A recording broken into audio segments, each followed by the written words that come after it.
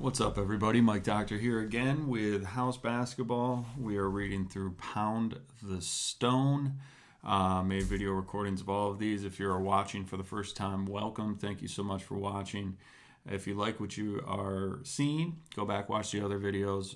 This is the sequel to the book Chop Wood, Carry Water, which I also have recorded on another playlist as well. So we're up to chapter 21. What do you know? So we'll read chapters 21 and 22 with some thoughts, and we'll go on to the next video. So chapter 21, what do you know? The weeks passed, and while Jason was making more sales, he started to worry. With only a few weeks left in the summer, he wasn't sure he was going to make his goal. He had followed Russ's advice and hadn't checked the scoreboard in weeks. Instead, he just kept pushing. No matter how tired he got, he tried to keep doing the little things, both in sales and training, and surrender the outcome. But when his curiosity finally got too strong, he actually checked the sales numbers. His heart hit the floor. His total was only 689. How could that be true? All of those days spent sweating and hauling that stupid backpack full of books through every street in the city, 689 books was all he had to show for it.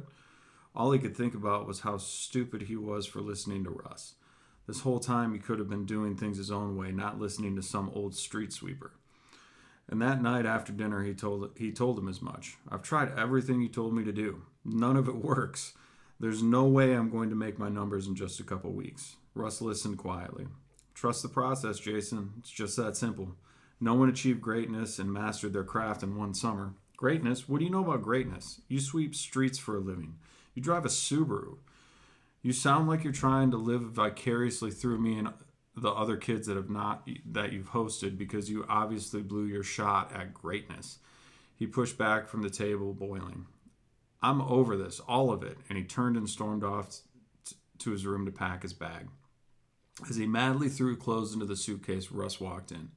Jason turned his head and tried to conceal the angry tears that were starting down his face. So this is all it took? You're going to quit now over this? Russ shrugged. Interesting. You're free to quit, but think about it first. There's a quote from a friend that my friend Warren loves. The chains of habit are too light to feel until they are too heavy to be broken. If you're going to quit on something like this, what are you going to do when things really get hard in life? Like when you have a kid of your own and you want to leave your wife. Are you going to quit then too? That really hit a nerve, and Jason could feel the anger building up inside of him. He squeezed his hand, recently released from its cast. The anger made him feel stronger. Russ continued. Do what you want, but these are the moments where true grit is developed. These are the moments when it feels like everything inside of you is screaming to quit. In these moments of inescapable frustration, that is where true grit is built on the path to mastery. This moment is an amazing opportunity to develop the grit you're going to need in crucial moments down the road. I know you think you want to quit, but this choice will impact the rest of your life. Now, I have an offer for you. Russ paused. Then, sensing that Jason was listening, he continued. I want you to come with me to Austin tomorrow on a business trip. If you still want to leave after, I'll pay for your ride back home. I have a feeling you'll want to stay, though. How does that sound? After a moment, Jason nodded. Sure. Russ started to walk out and then turned back. Be ready at 6 a.m. sharp. When Russ left, Jason called his mom and told her what happened. He didn't want to go to Austin, but no matter how much he begged, she said that she wouldn't let him come back home if he didn't go. Son, those wonderful people have invested so much into you for you to blow this. Your anger is what got you into this situation to begin with. I'm not going to bail you out. You don't have to stay there, but you can't come here.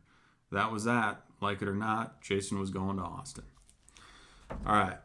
Sometimes going through the process sucks and we feel like we're not getting anywhere.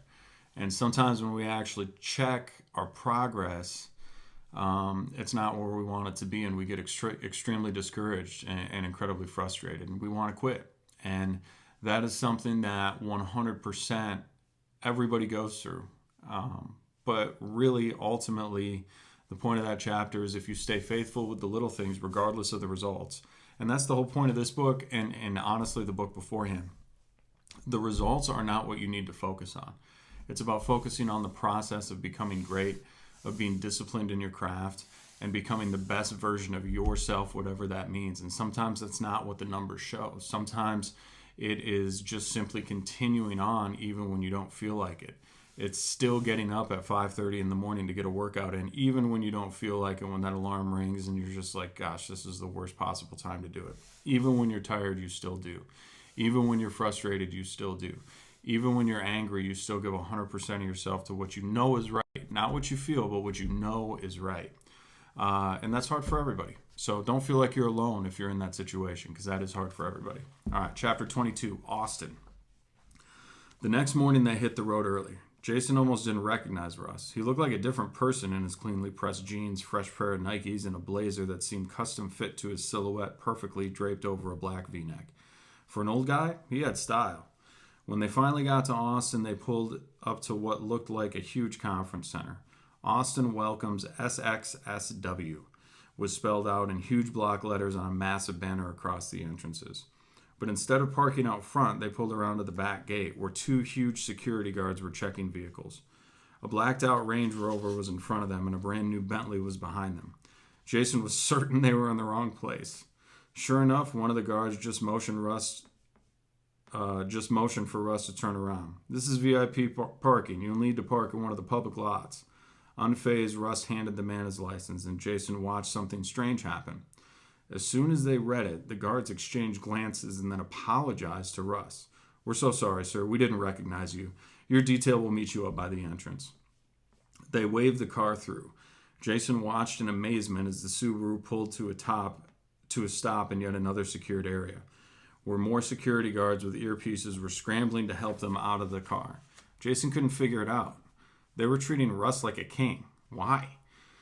But before he could ask any questions, they were waved into what looked like the back halls of a stadium or convention center. Someone dressed in black with a headset held the door open for them, and then two more people approached Russ, talking in hushed voices about lots of details about an event that didn't make much sense to Jason as they walked in. Then he heard the music, the bass pounding so hard it shook the building.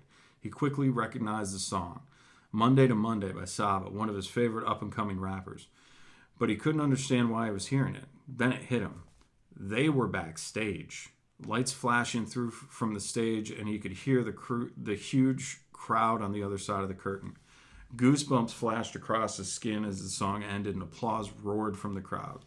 Suddenly, another person wearing a headset approached Jason. "Your seat is ready, sir." Before he could say anything, they led him out to the side entrance, and he saw maybe the most confusing sight yet. Saba himself walked backstage and embraced Russ like his own father. Jason's confusion reached its pitch as he was ushered to a roped-off seat in the front row of what seemed like a cavernous room. He couldn't quite believe the size of it. Just the thousands of faces, all looking up at the stage where he read the huge banner, SXSW. Jason heard of South by Southwest, but he didn't know much about it. He thought it was just a tech conference. Now, Saba was back on stage introducing the keynote speaker. "Yo, you all know him, and I give him credit where credit is due. This cat is one of the OG hustlers, a guy who started two different $100 million companies.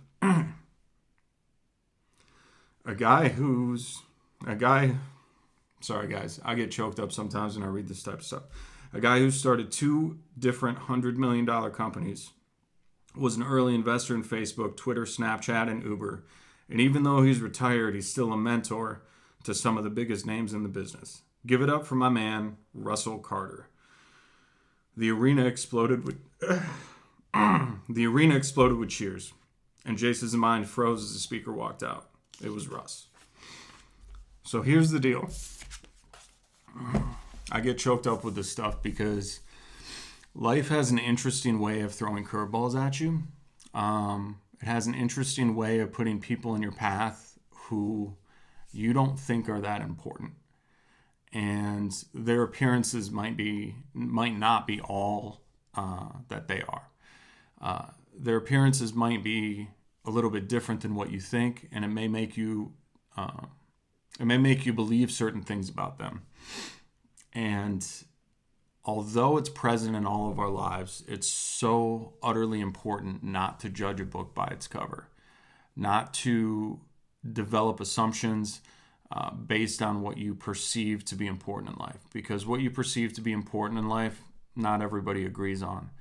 And we have a habit as humans, and especially as we're growing up in our formidable years, and I'm going to be 41 in a couple weeks, and it's the same for me. We have a habit as humans to judge people based on what our perceptions of the world are and what we think is important. And it just makes me think, maybe we've had it all wrong, right? Jason judged Russ because of the house that he lived in and because of the car that he chose to drive. He made these assumptions about the things that he said because of how he chose to present himself, because of the clothes that he wore, because of the job that he chose to do. And he was completely wrong. And there were other people who viewed Russ as the savior of their lives. And oftentimes we get it wrong, guys. We just completely get it wrong. And so as we're going through this, I've done this, and one of the reasons I got choked up is because I've done this. One of the reasons I've gotten choked up is because it's happened to me. Now, I'm not that important. That's not what I'm saying. But I think that the major lesson of this chapter is that everybody has a story, and everybody has something that they're going through, and something that they have gone through that can make them a mentor to you. And it doesn't matter if they're younger than you. It doesn't matter if they're older than you. It doesn't matter if they're wiser, stronger, whatever it is. It doesn't matter what they drive. It doesn't matter what they wear. It doesn't matter what type of house that they live in. There's wisdom everywhere, and we often tend to forget that. So I'm excited to keep reading through this with you. I would apologize for getting choked up. I think I already did that, but I shouldn't, because that's real. So anyway, we'll go on to the next chapters next. We'll find out what happens in Austin. Chapter 23, Build Wisely. And then chapter 24 will come after that, called Failure. Both of these things are probably going to make me cry again, but we'll see in the next video. All right, guys. We'll see you next time. Bye now.